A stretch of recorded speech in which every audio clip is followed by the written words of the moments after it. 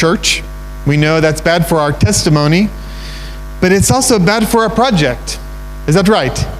We want the project to galvanize the community and for the church to work together and for everyone to buy in together. And so we want to see that not just one church, but the churches in the area are excited about this program. Not just one individual, not just one church, but it's a great thing. I was in a microfinance training course many years ago, and the vice president of World Vision was there. And over lunch one day, I asked him, what do you all see for World Vision? You know, they're hundreds of millions of dollars that they spend in the world. I said, what do you all see is the most important thing to see if a project will be successful? And he says, if there's peace in the community. If there's peace in the community, even different churches, maybe they have different faith, but they're willing to work together and respect each other, then a project can be successful.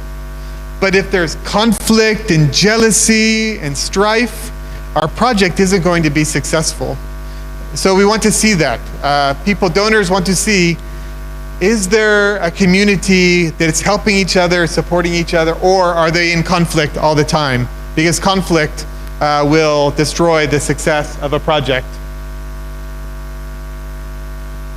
A couple more. Also, we see that within our projects that are successful, that there is a clear calling for the project. In our case, for healthcare missions. And because of the work that's being done and how it's being done, we can see that there is spiritual impact. Sometimes we get a request for someone who's not interested in healthcare missions, but they're looking for money, you see? And so they say, oh, we want to have a clinic. And then you ask questions, why do you want a clinic? Oh, because the Anglicans have one. And we want one too. Okay, but why do you already have a clinic in your village, and so why do you need another one? Oh, the Anglicans have one, and we'll have more church members than the Anglicans if we get a clinic too. So, okay, but what about the health issues? Oh, we know there's lots. Okay? That's different than somebody who has a clear calling, a clear passion, a clear mission. I see in this room people who for healthcare, that's your calling. And you take it seriously. But sometimes people plan projects not because they feel called to the project, but because they are looking for resources. And then when things get difficult, they won't stick with it. You see what I'm saying? You have to have a strong calling in that project for it to be successful. 2 more of these before some other practical tips. You go back. It works best when we are partnering with churches looking for a way to serve their community. Now, it's maybe different if you are seeking support for an evangelism project, but our ministry is seeking to serve the entire community, seeking to address health issues. Sometimes, like I referenced before, people are looking for a clinic. They're looking for a clinic because they're competing with other churches, you see? Or they want a clinic because they want some jobs for members of the church. They want a clinic because their church members, they want to entice them. Ooh, we have a clinic, and if you are a member of our church, you get free medicine at our clinic. It'll always be free for you. You know, a funny story.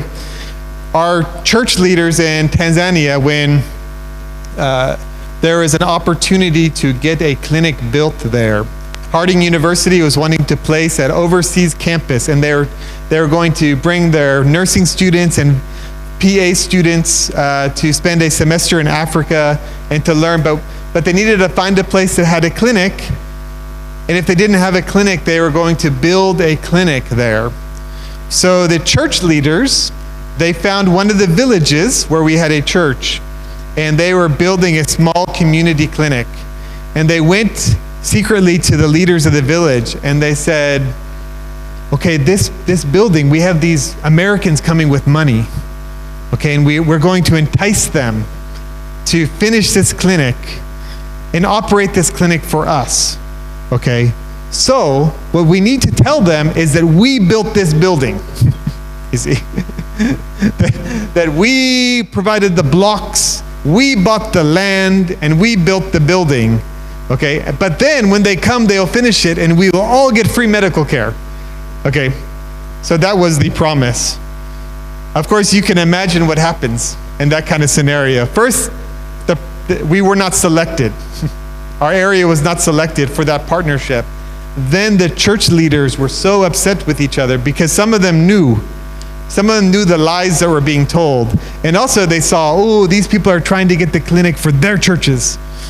It caused a great rupture in the churches because they were being deceptive and they were trying to get something. But then on that, they were promising lots of people things that they would get for free that they weren't actually going to be able to get. It's very different, however, when you have a project that's doing their best to serve the community and they're looking for help to serve their community even better. One of our projects, I won't name the hospital, but they wrote a proposal to us for expansion. And there are some people that wanted to make sure, oh, we're not just trying to build a big hospital, just for our pride or for our own, reputation. Is this really about the kingdom of God? And the response that we got from the elders of the church was, we believe that we have a dual mandate. We have a mandate to reach the lost and to evangelize the world, and we have a mandate to serve our community. Do you see? It wasn't just about attracting people in so that they would become Christians. No, they had a calling and a belief that their project existed to be a service to the community. So they had a clear calling.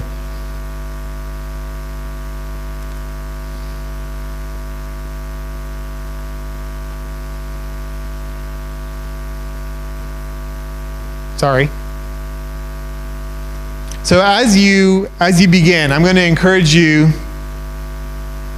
if you think, and let me actually pause. I meant to mention something before. It was a blessing. These different projects that we were able to be a part of after several years on the mission field and after several years of some of the projects not going very well. There was one day when I was in the village, I was teaching in a church. There was a child quite sick. And one of the church leaders said, oh, before you go on to the next village, one of the old women in the church has a sick child. Can we pray for the child? And of course, we're going to do that. They bring the child, we're going to pray for the child, and they say the child has been vomiting through the night. And they ask, do you think the child needs to go to hospital? And the hospital was far away. The hospital was maybe, 15 kilometers away. We knew it was going to be a burden to the family if they took the child to the government clinic. It would take a long time to be seen. They may be there for 2-3 days. And I was thinking, my children, they get sick like that quite often. And after about a day, they get better, they get strong again. So I thought, I don't know what I would do. If it was my child, I would wait. One of the old evangelists said, let me look at this child, and peeled the lip down of the child and looked at it, and he said in Kisukuma, Meninga, Ishilaga. The blood is finished. Lip was very white, and so he knew, based on his just local knowledge, that the child was anemic. So I'll make the story short. We went to the first place, super long line. The doctor, I cut in line because I knew the doctor, and sent her to the one lab worker with 200 tests in line. And so eventually the doctor comes back to me and says, don't wait. I know this child is very anemic. The test is redundant. Let me write you a letter. Go to the regional or the district hospital because the child needs blood. We don't have blood here. So take the child. So I go. I drive as fast as my car will go on the bad roads to get the child there. The next government hospital, we get there and they say, oh, it needs blood, but unless you can give blood or the grandmother, we can't give blood to the child. I had just given blood for somebody else like 2 days earlier, and the woman was deemed too old, and they were being stubborn. They wouldn't give the child blood. Finally, I called back. I was trying to reach the evangelist from the church to see if he could find anybody to come. And he said, oh, we're halfway there. I said, well, what do you mean you're halfway there? So there was another Christian at the hospital when you were there, and they were all talking about how sick the child was. And they sent a message back to us. And so we thought we must go help. So we started coming that way, and then he moved along farther. So we're coming. There are 6 of us on bicycles. We are coming. And so, wow. And so I got off the phone. I told the nurse at the hospital that there's 15 people coming. And they would all give 3 pints of blood each. Please, please, help the child. And they relented, and they provided the child with the blood that the child needed.